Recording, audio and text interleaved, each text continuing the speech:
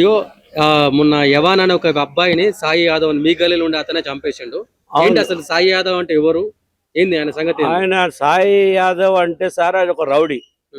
ఇప్పటికే కనీసం ఇక్కడ మా అన్నయ్య వాళ్ళను రాళ్ళెత్తేసి ఇక్కడ ఉన్న బస్తీ వాళ్ళను మేడిపాయలు నెత్తి వాళ్ళ కొట్టి అలాంటి కేసులన్నీ మా దగ్గర ఉన్నాయి. ఇప్పుడు అది తీసుకొచ్చి మీకు చూపిస్తాను.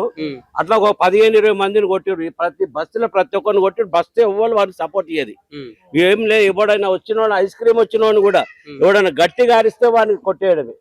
ఆ కారు తీసుకొని పోతాడు. వాళ్ళు మేకలు ఉంటాయి. ఇక్కడ మేకలు తగిలింది అనుకో వాడిని కారు ఆపడం కొట్టడం, వాళ్ళ దగ్గర 10,000 15,000 వసూలు చేయడం. మొత్తం దౌర్జన్యం. వీళ్ళు ఇక్కడ ఉన్న ఈ ఇల్లు కూడా కబ్జా చేసుకొని అరవ పాపన వాళ్ళది సాయి వాళ్ళ అమ్మ ఇక్కడ ఉంటూ కిరాయికి ఉంటూ డాక్యుమెంట్ తయారు చేసిండ్రు. దొంగ డాక్యుమెంట్ తయారు చేస్తే వాళ్ళు ఎవరో గవర్నర్ కు దగ్గర చుట్టమంట. ఇదే ఇంట్లో ఉంటారు వాళ్ళు. మిగతా వాళ్ళంతా ఆ ఇంట్లో అక్క ఏ ఇంట్లో ఉంటుంది సార్, చెల్లె అక్క. ఇప్పుడు వాళ్ళు 4 అన్నదమ్ములలో ఒకరికి చెల్లె ఒకరికి అక్క, లాస్ట్ శ్రీశైలంకు చెల్లె అక్క అవుతుంది. అయితే ఆ రూమ్ లో వాళ్ళు 4 అన్నదమ్ములు ఉంటారు. ఆ 4 అన్నదమ్ములకి ఆడపిల్ల ఒకటి. వీళ్ళు చేసే దౌర్జన్యాలకు వాళ్ళ పెద్దోళ్ళు సపోర్టు. వీళ్ళ కొడుకులేమో సాయి, ఇంకోటి పేరేం పేరు చంటి, వాడు బాక్సర్ ఒకడు. వాళ్ళ యాదవ్ని ఒక ఇట్లా గుద్దుతే మొత్తం ఇది మొత్తం వంకరపోయింది. మొత్తం ఇదంతా పద్మారావుకు అందరి దగ్గర పోయారు. పోలీసులు కంప్లైంట్, ఆ కంప్లైంట్ కూడా ఉంది ఆల్రెడీ. ఇప్పుడు మా దగ్గర చేసుకున్న కంప్లైంట్ కూడా మా అన్నను రాయెత్తేస్తే ఆల్రెడీ జైలుకు పోయి వచ్చిండు. 307 కేసు ఉంది. మా అన్ననే సార్ ఇక్కడ పైన ఆయన మీద రాయెత్తేసారు పైకి వెళ్ళి. సాయి యాదవే ఎత్తేస్తే వాడికి జైలు పంపించారు. మొన్న 15 రోజులు జైలు పోయేసి వచ్చినాక ఇక్కడ టేబుల్ వేసుకొని మొత్తము ఆయన బర్త్డే పార్టీ అంటారు. టేబుల్ వేసుకొని మొత్తం ఇట్లా ఏది ఇట్లా చిచ్చుబుట్టిలా వస్తాయి కదా సార్, అది పట్టుకొని నేను డాన్ అట్లా అని టేబుల్ వేసుకొని కనీసం ఒక 100 మంది స్నేహితులను పిలిపించుకొని వాళ్ళ స్నేహితులను పిలిపించుకొని మొత్తం హంగామా చేస్తే పోలీస్ కంప్లైంట్ ఇచ్చారు. పోలీసు వాళ్ళు వచ్చారు, పికెటింగ్ పోలీసు వాళ్ళు వచ్చారు. మేము 100 నంబర్ ఫోన్ చేస్తే వచ్చారు. వాళ్ళు మొత్తం సంధానించి అంత ఎలగొట్టి పోయారు ఇక్కడికి వెళ్ళి. ఇక మళ్ళా ఇక దాని తర్వాత ఇక కొంచెం చల్లగా అయిపోయింది. ఇప్పుడు వాళ్ళని కొట్టుడు వీళ్ళ కొట్టుడు జర కనిపించకూడదు. మళ్ళీ ఇలా మొత్తం ఇదే సార్, ఎవరిని కట్టే వాళ్ళని కొట్టడము, వాళ్ళకి ఇంటికి తీసుకుపోయి డబ్బులు ఇవ్వడము, మళ్ళీ కాంప్రమైజ్ చేసుకోవడం. ఇప్పుడు అవన్నీ ఇప్పుడు మా దగ్గర ఉన్నాయి, ఫైల్స్ అన్ని ఉన్నాయి. ఇప్పుడు బర్రెలు ఎవరి ఇంట్లోకి పడితే వాళ్ళ ఇంట్లోకి పోతాయి, అన్ని చెట్లని తినేసి వాళ్ళని ఎవరని ఏమని వాళ్ళని కొడతారు. మేకలు బర్రెలు ఏ ఇంటి ముంగట పడితే ఆ ఇంటి ముంగట ఈడని పెద్ద పెడతాయి. మళ్ళీ అవి ఈడ రోడ్డు మీద క్రాసింగ్ చేపిస్తారు. పబ్లిక్ చూడంగా, లేడీస్ చూడంగా ఈడ రోడ్డు మీద ఒక గొర్రెలను కొట్లాడిపిస్తారు. బెట్టింగ్ 50,000 1,00,000 రూపాయలు బెట్టింగ్. ఆటోలు ఇక్కడ 2 అక్కడ 2 ఇక్కడ 2 ఆటోలు పెట్టి కార్లు పెట్టి బెట్టింగ్లు పెట్టుకొని ఈడ కొట్లాడిపిస్తారు మెయిన్ రోడ్ లో. వాళ్ళని ఎవడేమనొద్దు సార్, దౌర్జన్యం. ఆయన తిరిగిపోవడానికి పోతే వాళ్ళని కొట్టేస్తారు. మొత్తం 8-10 మంది వాళ్ళ ఇంట్లో పిల్లగాని చంపి వాళ్ళే మొత్తం అంతా ఇల్లు గ్యాంగ్ అంతా. వాళ్ళు ఇప్పుడు ఏంటంటే మేనల్లుళ్ళు మేనబావాలు, వాళ్ళకు చూస్తే మేనల్లుళ్ళు వీళ్ళిద్దరు. ఎవరు పడతాను కొట్టేయడమే. ఆల్రెడీ కంప్లైంట్ జైలుకు పోయిండు చెప్తున్నాం కదా సార్. మొన్ననే పోయిండు, 2 నెలలు కాలే. 307 కేసు బుక్ అయింది. జైలుకు పోయిండ్రు. జైలుకు పోయినప్పుడు మా అన్న కూడా సీరియస్ అయితే 4 లక్షలు ఖర్చు అయితే కానీ బ్రతికిండి ఆయన. మొత్తం అందరి సార్ మొత్తం బస్ అంతా సంతకాలు తీసుకున్నాం సార్. ఇప్పుడు మేడం మల్కాజ్గిరి మేడం ఉంది కదా, మా డీసీపీ మేడం, కౌన్సిలర్, మేము అందరం కలిసిపోయి ఆమెకు ఒకటి ఇచ్చినాం కాపీ. వీళ్ళు ఇంట్లో దౌర్జన్యం చేస్తాం. సిఐకి ఇచ్చినాము, ఏసీపీకి ఇచ్చినాము, నర్సయ్య గారికి ఇచ్చినాము.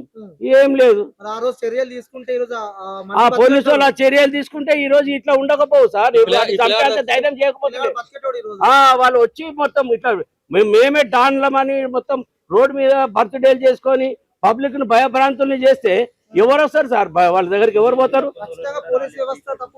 ఇలా పోలీస్ వ్యవస్థ 100% తప్పు లేకపోతే ఎట్లా సార్? మొన్న జరిగింది పెద్ద కేసు సార్. అది బస్ అందరికి ఎరికపోయింది, పేపర్లు వచ్చింది, అంతా అయింది, సిటీ మొత్తం తెలిసిపోయింది. అయినా కూడా దాన్ని పోలీస్ డిపార్ట్మెంట్ ఏం పట్టించుకోలేదు. మళ్ళీ ఈ ఎవరైతే సిఐ గారు ఉన్నారో ఆ సిఐ గారు ట్రాన్స్ఫర్ అయిపోయింది. ఈ కేసు కాగానే 3వ రోజు కొత్త సిఐ గారు వచ్చిండ్రు. ఆయనకు పోయి చెప్పినాము, మీరు వాళ్ళ తెరువు పోయినరా, మీరు వాళ్ళ దగ్గరికి పోయినరా అనుకో బట్టలు పీడికలు కొట్టుకుంటే తీసుకుపోతా.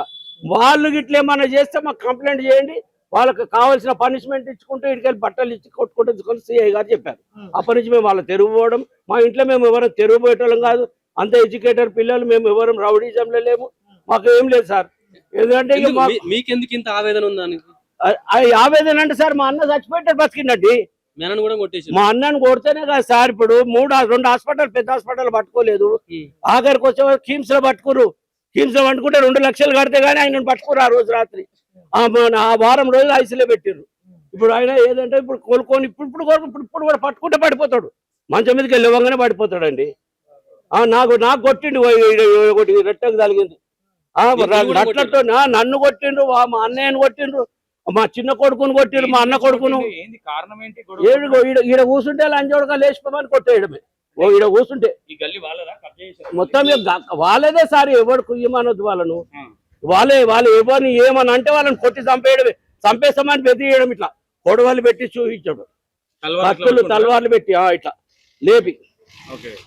ఇప్పుడు అవన్నీ మేము వీడియోలో పెట్టాం. ఏం సార్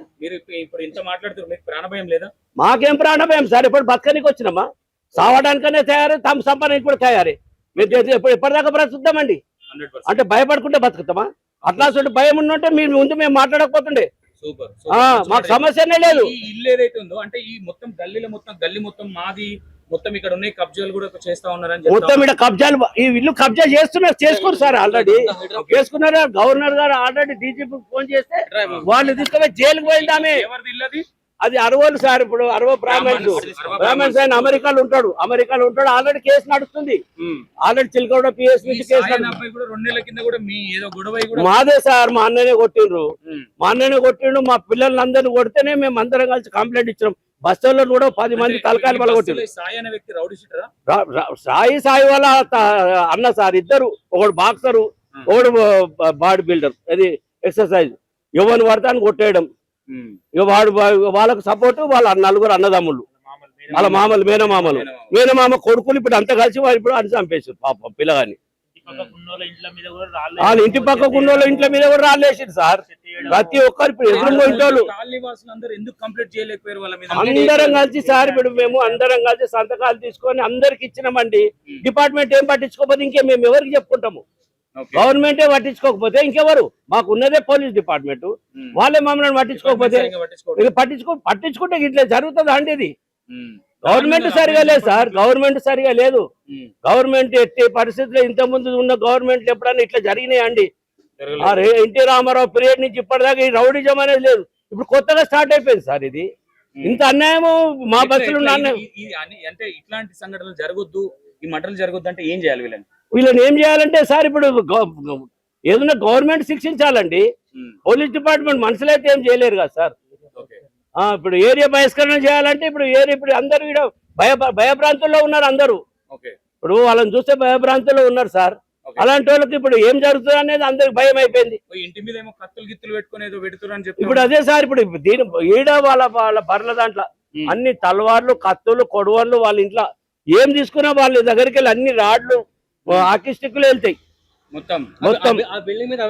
ఒక 50 మంది 60 మంది ఎప్పుడు సార్ జమ ఎక్కడికి వెళ్ళి వస్తారేమో. ఏం చేస్తారు సార్? ఇప్పుడు రాగానే గుమ్ము వచ్చి కొడతారు, పోతారు. పబ్లిక్ చూడగానే ప్రతి ఒక్కళ్ళు భయభ్రాంతులు అయిపోతున్నారు. మరి ఆ భయం కాదు సార్ ఎవరికైనా, ఎవరి ప్రాణమైన భయం కదండి.